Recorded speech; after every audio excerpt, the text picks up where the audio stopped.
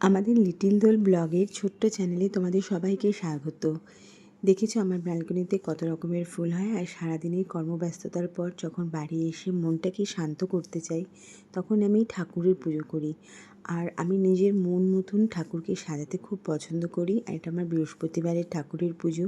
ঘট বসিয়ে পুজো দেওয়া, যেন বৃহস্পতিবার ঠাকুরের কাজ করতে একটু সময় বেশিই লাগে, কিন্তু তবুও ভীষণ ভালো লাগে। আর পজিটিভিটি ঘরেরও আসে, নিজের মাইন্ডেও আসে। তো আমি বাজার থেকে কিছু ফুল কিনে এনেছিলাম, আর কিছুটা নিজের গাছের ফুল সকালবেলায় তুলে রেখেছিলাম।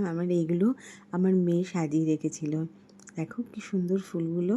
ও এখন ধীরে ধীরে বড় হচ্ছে, ও এই কাজগুলো একটু একটু করে করতে চায়। তো আমি বাধা দিই না, ভালো লাগে, দুজনে মিলে করি।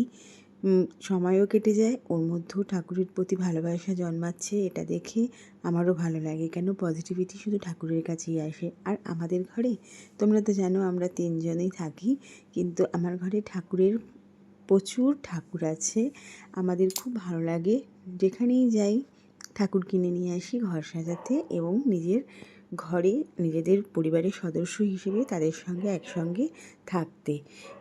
দেখতেই পাচ্ছ রাত কখন কটা বাজে জানো? 9:45 বেজে গেছে, কিন্তু আমার পুজো আর শেষ হচ্ছে না। ওদিকে মেয়েও তাড়া দিচ্ছে, তাড়াতাড়ি করো, কারণ হচ্ছে এরপরে শুরু হবে ডিনার বানানো, তারপর তাকে খাওয়াতে বসা, তো অনেক কাজ।